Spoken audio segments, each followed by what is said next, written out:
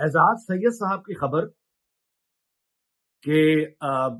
Field marshal Asim Munir کو ایک سعودی ملک کی طرف سے ان کو پیغام آیا تھا کہ آپ بھارت پر جوابی حملہ نہ کریں، اور اگر آپ نے جوابی حملہ کیا تو آپ مدد وغیرہ کے لیے ہمارے پاس آتے رہتے ہیں، پھر مطلب ہے ہمارا کوئی نہیں خیال کریں، ہم جو کہہ رہے ہیں کہ بھارت پہ جوابی حملہ مت کریں تو نہ کریں، ہم بھی آپ کی مدد کرتے ہیں جب آپ مدد کے لیے آتے ہیں۔ تو اس پہ فیلڈ مارشل کا جواب کہ یہ ہماری بقا کا مسئلہ ہے، اور اگر ہم پر حملہ ہوا ہم جواب دیں گے، اور اس کے بعد اگر کوئی ایسا مسئلہ میں ہم پڑ گئے تو ہم مدد کے لیے آپ کے پاس نہیں آئیں گے۔ یہ اعزاز سید جیسے پروفیشنل صحافی کی خبر ہے، ظاہر ہے اس پہ یقین کرنا چاہیے، اس کا تبصرہ بھی کرنا چاہیے۔ تو اس کا مطلب ہے کہ ایک شخصیت کا سوچنے کا انداز فکر جسے آپ کہتے ہیں وہ آپ کے سامنے کھل کے آ جاتا ہے کہ اگر ہماری بقا کا مسئلہ بن جائے گا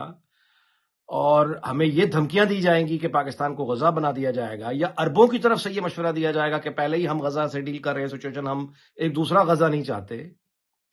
تو اس کا جواب جو ہے وہ یہی دیا جا سکتا ہے جو فیلڈ مارشل نے دیا، اور وہ جو مدد کی انہوں نے بات کی اس پر بھی یعنی یہ جواب بتا دیتا ہے کہ ایک آدمی جو ہے وہ زندگی کو کس نظر اور کس زاویے سے دیکھتا ہے، کہ ہم جوابی حملہ تو کریں گے، ہماری بقا کا مسئلہ ہے، لیکن اس کے نتیجے میں پاکستان کو کوئی مسئلہ ہوا تو پھر ہم آپ کے پاس مدد کے لیے نہیں آئیں گے۔ یعنی یہ کہ عزت جو ہے وہ بہرحال وہ پہلے ہے، جان ظاہر ہے کہ آنی جانی چیز ہے۔ تو یہ ایک انداز فکر ہے، یہ ہمارے سامنے آ گیا۔ یہ اعزاز سید صاحب کی خبر ہو گئی۔ اب اس سے آگے آئیے تو محسن نقوی صاحب کا جو خطاب ہے اس میں انہوں نے یہ بتایا کہ انہوں نے نام لے دیا کہ سعودی وفد تھا جس نے جب دباؤ ڈال رہا تھا پاکستان پر، کہ مطلب ہے اس حوالے سے کہ بھارت روکنے کے لیے، پاکستان کو روکنے کے لیے، تو فیلڈ مارشل کا یہ مثال دینا کہ بھارت جو ہے وہ چمکتی ہوئی مرسڈیز ہے اور پاکستان جو ہے وہ ایک بمپر ٹرک ہے، یعنی ایک اینٹوں سے بھرا ہوا، تو دونوں ٹکرائیں گے تو نقصان کس کا ہوگا، یہ ہمیں ایک اور ان کی شخصیت، فیلڈ مارشل کی شخصیت کے بارے میں یہ ایک اور ہمیں انداز فکر کا اندازہ ہو جاتا ہے کہ یہ بہت صاف گو شخصیت ہے جو بغیر لگی لپٹی بات کرنے پر یقین رکھتے ہیں۔ اب اس پر جو تنقید ہو رہی ہے وہ میری بالکل سمجھ سے بالا تر ہے۔ اس کی وجہ یہ ہے کہ کیا دیکھیں، یہ اعلیٰ ترین سطح پہ گفتگو ہوئی نا، جب اعلیٰ ترین سطح پہ دو افراد بات کریں گے یا چند افراد آپس میں بات کریں گے تو وہاں پہ کوئی لگی لپٹی جھوٹ بولنے سے کیا حاصل ہو جائے گا؟ یعنی ہماری خواہشات اور محبتیں اپنی جگہ، ہمارا تعلق ہے پاکستان کے ساتھ، لیکن یہ بتائیے کہ کیا پاکستان کی اکانومی بھارت کی اکانومی سے بڑی ہے؟ کیا انڈین اکانومی کی جو گروتھ ہے کم از کم 20 سالوں سے، کیا پاکستان کی اکانومی کی وہ گروتھ ہے 20 سالوں سے؟ پچھلے 25 سالوں میں، 20 سالوں میں جو بھارت کے اندر انڈسٹری جتنی بڑے پیمانے پر لگی ہے، جتنی ان کی ایکسپورٹ بڑی ہوئی ہے پوری دنیا میں، کیا پاکستان اپنی ایکسپورٹ میں بھارت کا مقابلہ کرتا ہے؟ کیا پاکستان اپنی انڈسٹری میں بھارت کا مقابلہ کرتا ہے؟ کیا پاکستان کو جو فورن ریمیٹنس آتی ہے اور بھارت کو جو فورن ریمیٹنس آتی ہے، کیا ان دونوں کا آپس میں کوئی مقابلہ، کوئی ہوش و حواس میں رہتے ہوئے کوئی آدمی جو ہے دیانتداری سے، کیا ان کا کوئی مقابلہ کرنا چاہے گا؟ یعنی ان کا کوئی توازن ہے؟ دفاعی بجٹ بھارت کا کیا ہے، دفاعی بجٹ پاکستان کا کیا ہے؟ بھارت کا رقبہ کیا ہے، پاکستان کا رقبہ کیا ہے؟ ان تمام حقیقتوں کو سامنے رکھ کر ہی بات کی جاتی ہے نا۔ مطلب اس اعلیٰ ترین سطح پہ جو گفتگو ہوگی وہاں پہ کیا، یعنی آپ کے خیال میں کیا کہنا چاہیے تھا کہ بھارت جو ہے وہ ایک مرسڈیز ہے اور پاکستان اس کے مقابلے میں ایک رولز رائس ہے؟ اچھا، وہ ہمارے لیے تو رولز رائس، ہمارا تو ملک ہے، ہم تو کہیں گے، لیکن باقی دنیا پاگل ہے، ان کو نہیں پتا کہ بھارت کی اکانومی اور پاکستان کی اکانومی کا کیا فرق ہے، ان کا دفاعی بجٹ کیا ہے، پاکستان کا دفاعی بجٹ کیا ہے، اور جو مثالیں میں نے پہلے دی ہیں کہ ان کی معاشی طاقت کیا ہے، پاکستان کی معاشی طاقت کیا ہے، ان کی جو گروتھ کے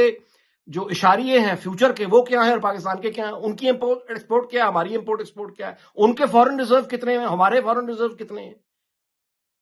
یہ ساری باتیں یعنی یہ حقیقت ہے نا۔ تو ان تمام حقیقتوں کو دیکھتے ہوئے ایک صاف گو آدمی ہے جس نے سچ بیان کر دیا کہ بھارت جو ہے وہ چمکتی ہوئی مرسڈیز ہے، اور وہ اگر جنگ کے لیے پاکستان کا انتخاب کرے گا تو اپنا بیڑا غرق کر لے گا، کیونکہ پاکستان تو ایک ٹھوس، یعنی ایک ڈمپر ٹرک، بالکل ٹھیک ہے، ایک ٹھوس فولادی طاقت ہے، کولیجن ہوگا تو مرسڈیز کا بیڑا غرق ہوگا، ٹرک کا کیا جانا ہے؟ تو اس پر تنقید میری سمجھ سے بالاتر ہے کہ ایک آدمی اگر لگی لپٹی ایک ایسا جھوٹ بولے، مسحور کن جھوٹ بولے، تو ہم یعنی یا تو ترانے گانے لگ جائیں گے اور یا پھر ہم تنقید کریں گے کہ یہ پتہ نہیں کس دنیا میں رہتے ہیں، یہ جھوٹ بول رہے ہیں، ہمارا بھارت کے ساتھ کیا کمپیریزن ہے، اور یہ ہے اور وہ ہے۔ اگر جھوٹ بولا جائے تو بھی ظاہر ہے تنقید، لیکن ایک آدمی لگی لپٹی نہیں رکھ رہا، صاف بات کر رہا ہے کہ بھارت جو ہے وہ چمکتی ہوئی مرسڈیز کی طرح ہے، یعنی تمام ان کے آپ یعنی مینلی اکنامک وہ اور سوشل جتنے بھی پولیٹیکل اور ان کی جو ایک انٹرنیشنل آپ کہیے امپورٹ ایکسپورٹ اور کاروبار اور تجارتی تعلقات کا حجم دیکھیے، والیوم دیکھیے نا، تو یہی کہہ سکتے ہیں بھارت کو کہ وہ ہاں ٹھیک ہے. ان کا کلچر دیکھیں، ان کی فلم انڈسٹری دیکھیں، ان کی میڈیا پاور دیکھیں، ان کی سافٹ پاور دیکھیں، اس کے مقابلے میں پاکستان کی سافٹ پاور دیکھ لیں. تو یہی کہا جائے گا نا کہ وہ کالی مرسڈیز ہے یا ایک چمکتی ہوئی مرسڈیز ہے بھارت. اس کے مقابلے میں ظاہر ہے کہ پاکستان ایک rough and tough dumper truck. یہی کہا جا سکتا ہے کیونکہ ہمارے پاس ایک ایٹم بم ہے اور ایک کنونشنل ایک بہت جدید وار مشین ہے. وہ تو ہے ہمارے پاس، لیکن باقی چیزوں میں ہمارا بھارت سے کیا مقابلہ؟ تو ایک سچ بولنے والا آدمی، یعنی دونوں مثالوں کو دیکھیں نا. فیلڈ مارشل کی پہلی مثال کہ دیکھیے ہماری بقا کا مسئلہ ہے، اور یہ جو آپ نے مدد کی بات کی ہے، اگر ہم کسی جوابی حملے کے نتیجے میں مشکل میں آ گئے تو آپ سے مدد نہیں مانگنے آئیں گے، لیکن ہمیں جواب دینا پڑے گا. ہماری بقا کا مسئلہ ہے جو کہ دیا گیا. اور اس کے بعد پھر دنیا میں یعنی جو پاکستان کی عزت ہوئی اور آج ہے بھارت کہاں کھڑا ہے، پاکستان کہاں کھڑا ہے، یہ سب کے سامنے ایک یعنی اس کی گواہ سارا زمانہ ہے. اس کے نتیجے میں جو تبدیلی آئی ہے. میں یہاں لندن میں رہتا ہوں، بھارتیوں کو جانتا ہوں جو یہاں پہ رہتے ہیں، کام کرتے ہیں. اور پاکستان کے اس جواب سے پہلے، مئی سے پہلے، اس جھڑپ سے پہلے، جنگ سے پہلے جو پاکستان کو اللہ تعالیٰ نے فتح دی ہے، اس سے پہلے جو پہلگام کے دہشت گردی کا واقعہ تھا بلا شبہ، وہ اس کے بعد جو بھارتیوں کا یہاں پہ موڈ تھا، وہ تو باتیں اس طرح سے کر رہے تھے کہ یہ صرف میں بھارتی نیوز چینلز کی بات نہیں کر رہا، میں ان بھارتیوں کی بات کر رہا ہوں جو باقی بھی پوری دنیا میں پھیلے ہوئے ہیں. ان کی بھی جو گفتگو تھی وہ بالکل اس طرح کی تھی کہ اب یہ پاکستان کو غزہ بنانا پڑے گا اور غزہ بنائے بغیر یہ ٹھیک نہیں ہوگا، سبق سکھانا پڑے گا. مطلب اس طرح کی باتیں کر رہے تھے وہ. تو پاکستان نے جب جوتے مارے، مار مار کے انہیں گنجا کر دیا ہے، تو اب ان کے یعنی اس کے بعد پھر جو ہوا، ظاہر ہے پاکستان نے پھر جو عزت کمائی اس کی گواہی سارے دے رہے ہیں. تو یہ دونوں باتیں میرا خیال ہے، پہلی والی یعنی بقا کے لیے، اور پھر اس کے بعد حملہ جو پاکستان نے کیا، اس کا مطلب اگر آپ دلیری کے ساتھ اور کلیئر کانسیپٹس آپ کے کلیئر ہونے چاہیے. تو اگر آپ کے کانسیپٹس کلیئر ہوں گے اور آپ جرأت اور بہادری کے ساتھ جواب دیں گے، آپ دباؤ میں نہیں آئیں گے، تو پھر عزتیں جو ہے وہ اللہ تعالیٰ دینے والا ہے، جو کہ پاکستان کو اس حوالے سے ملی. اور دوسرا جو